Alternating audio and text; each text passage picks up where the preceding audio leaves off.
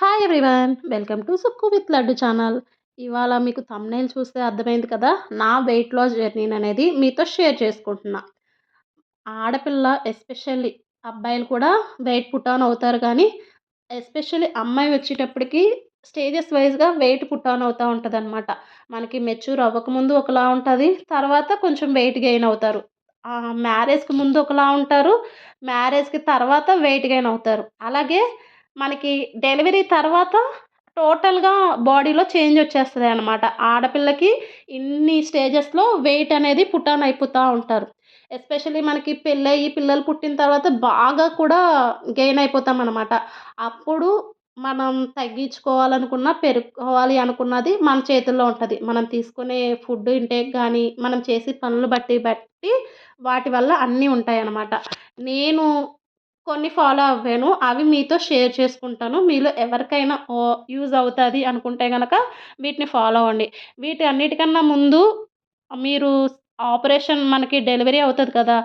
Maximum 100% normal డెలివరీకే try చేయండి. C సెక్షన్‌కైతే వెళ్ళొద్దు. నేను సి సెక్షన్ చేయించుకున్నాను కాబట్టి ఇంత ఇదిగా మీకు చెప్తున్నాననమాట. నేను లాస్ట్ వరకు ట్రై చేసి ఏడవలేక మా ఆయనకి చెప్తే, మా ఆయన ఇంక అప్పుడు ఇది ఇంక చేయలేదు అని చెప్పి సి సెక్షన్ చేయించారు. మనకి నార్మల్ దాంట్లో ఏంటి అనంటే, బిడ్డ బయటకొచ్చేంత వరకు భరించలేని నొప్పి ఉంటది. తర్వాత చాలా ఫ్రీ అయిపోతాం. ఈ సి సెక్షన్ దగ్గరికొచ్చేటప్పటికి ఆ 5 మినిట్స్ మనకి ప్రశాంతంగా ఉంటది గానీ, తర్వాత చాలా కాన్సిక్వెన్సెస్ కనిపిస్తా ఉంటాయన్నమాట. ఎస్పెషల్లీ నేను అబ్జర్వ్ చేసుకున్నయి ఏంటి అనంటే, నాకు సి సెక్షన్ అయ్యి తర్వాత ఇప్పుడు లీడ్ చేస్తున్నప్పుడు తొందరగా నీరస పడిపోతా ఉన్నా. స్ట్రెస్‌కి గురవుతా ఉన్నా. అంతే కాకుండా నేను ఆహ్, ప్రెగ్నెన్సీకి ముందు అసలు ఫ్యాన్ లేకపోయినా కూడా చాలా మంచిగా పడుకుని పోయేదాన్ని. ఇప్పుడు అలా పడుకోలేకపోతున్నాను. ప్లస్ ఎక్కువగా చెమటలు పట్టేస్తా ఉన్నాయన్నమాట. ఈ చేంజ్ అనేది నేను సి సెక్షన్ వల్లే వచ్చింది అన్నది. అంటే అప్పటి వరకు లేని చేంజ్ ఏదైనా వచ్చింది అంటే గనక ఇది బాగా నాకు చాలా దెబ్బేసేసిందనమాట. వీటన్నిటి తర్వాత ఏంటి అంటే మనకి బాడీ అనేది పెరిగిపోతా ఉంటది.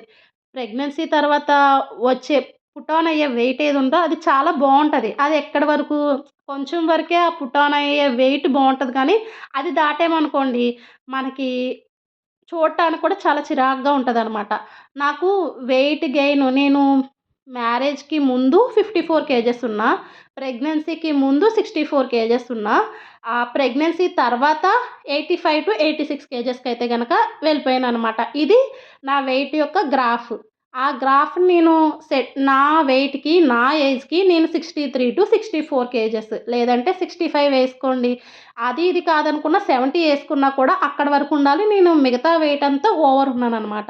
నేనది కనుక్కొని దాన్ని నేను ఎలాగ రెడ్యూస్ చేసుకోవాలా అని ఆలోచించుకున్నాననమాట.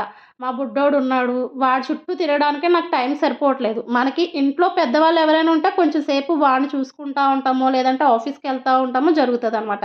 పెద్దవాళ్ళు ఎవరు లేకుంటే ఇప్పుడు సింగిల్ ఫ్యామిలీసే ఉంటున్నాయి కాబట్టి అవేమీ కుదరవు కాబట్టి బుడ్డోడిని మనమే చూసుకోవాలి. పిల్లలు ఎవరైతే ఉన్నారో వాళ్ళని. నాకు బుడ్డోడు పుట్టిన తర్వాత 8థ్ మంత్‌కి నేను వాకింగ్ చేద్దామని స్టార్ట్ చేశాను. ఒక 1 వీక్ చేశానేమో. నాకు కాళ్ళు, చేతులు అక్కడ వాకింగ్ చేసొచ్చి ఇంట్లో పని చేసుకొని బుడ్డోడి చుట్టూ తిరిగేటప్పుడు కాళ్ళు, చేతులు వంకర్లయిపోయాయనమాట. ఇది మనకు సెట్ అవ్వదని చెప్పి ఆపేసా. దాని తర్వాత ఇంకేం చేయాలి కానీ శారీ కట్టుకున్నా, డ్రెసెస్ పట్టట్లేదు. పొట్టనేది బాగా కనిపిస్తుంది. నేను ప్రెగ్నెంట్‌లో ఉన్నప్పుడు కన్నా ఇప్పుడు ఈ పొట్ట చూసి అందరూ మళ్ళీ ప్రెగ్నెంటా అని అడుగుతున్నారనమాట. వాటన్నిటిని ఓవర్‌కమ్ చేద్దామని చెప్పి ఫుడ్ కంట్రోల్ చేసుకున్నా నేను. ఎస్పెషల్లీ ఫుడ్ కంట్రోల్ చేసుకున్నా. ఎలా అంటే మా ఆయన లేచేటప్పటికి మార్నింగ్ 9:30-10 అవుతది. ఆయనకి ఆఫీస్‌కి పంపించేటప్పటికి ఆ టైంకి నేను ఫుడ్ సెట్ చేసుకునేదాన్ననమాట. పొద్దున్న అనేది ఏం తినేదాన్ని కాదు. ఆహ్, 10:30 ఆర్ 11కి అయితే గనక నేను ఫుడ్ తినేదాన్ని. మళ్ళీ 6-7 అంతే. ఈ మధ్యలో నేనేమి అంత డ్రింకులు అవి ఇవి ఎక్కువేమి తాగేదాన్ని కాదు. ఫుడ్‌ని మాత్రం బాగా కంట్రోల్ చేసుకున్నాను. అలాగే ఎప్పుడైనా గుర్తుకొస్తే మాత్రం హాట్ వాటర్ తాగేదాన్ని. ఇంకా మిగతా వాటర్‌లో జీరా వాటరు, చియా సీడ్స్, సబ్జా సీడ్స్ ఇవేవి నేను వాడలేదు. నాకిష్టం ఉండవనమాట. ఈ వాటర్‌లన్నీ కూడా మా ఆయనకిస్తా. వెయిట్ లాస్‌కి అవి కూడా మంచిగా హెల్ప్‌ఫుల్ అవుతాయి.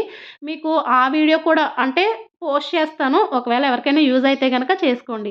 నేను ఇలాగ చేయడం వల్ల ఇలా ఓన్లీ ఫుడ్ కంట్రోల్ చేసుకుంటూ ఎప్పుడైనా గుర్తుకొచ్చినప్పుడు హాట్ వాటర్ తాగుతా ఉండడం వల్ల నా వెయిట్ ఇప్పుడు 64 కేజెస్. 63, 64 ఇప్పటికైతే వచ్చిందనమాట. నా ఫ్రెండ్స్‌లోనే చాలామంది వెయిట్ ఎలా తగ్గిపోయావు? ఏమైనా వాడావా? ఏమైనా డైట్ అవన్నీ చేసావా అన్నారు. నేను ఏ డైట్‌లు చేయలేదు. ఏ వర్కౌట్‌లు చేయలేదనమాట. మా బుడ్డోడు చుట్టూ తిరుగుతా ఉంటే మా బుడ్డోడు పుట్టిన 3 సంవత్సరాలకి నాకు వెయిట్ అనేది తక్కువయిందనమాట. ఇలాగా నేను చేసుకున్నదైతే నా బాడీకి ఇది సెట్ అయింది. మీ బాడీకి సెట్ అవ్వకపోతే డైరెక్ట్‌గా వర్కౌట్‌లో గానీ, జిమ్‌లో కానీ, లేదు వాకింగ్ గానీ వెళ్ళండి. ఏమీ లేకుండా తినేసి కూర్చోవడం, పడుకోవడం ఇలాంటివి చేస్తా ఉంటే ఖచ్చితంగా వెయిట్ పుట్ ఆన్ అయిపోతారు. అలాగే చాలామంది పడుకోకూడదంటారు కదా! మధ్యాహ్నం తినేసి. నేను తిన్నాక 1-2 అవర్స్ పడుకుంటాననమాట. అలా పడుకుంటేనే నా మైండ్ రిలీఫ్ అయ్యి, నా బాడీ కూడా చాలా యాక్టివ్‌గా వర్క్ చేస్తా ఉంటది. ఇది నా సీక్రెట్. మీకు కూడా యూజ్ అవుతది అని అనుకుంటే ఇలా ఫుడ్ కంట్రోల్ చేసుకుంటా మీరు కూడా ట్రై చేయండి. లేదు అనుకుంటే మీరు కూడా ఆలోచించుకొని మీ బాడీకి ఏది సెట్ అవుతదా అన్నదాన్ని కూడా మీరు ఆలోచించుకోండి. Thank you.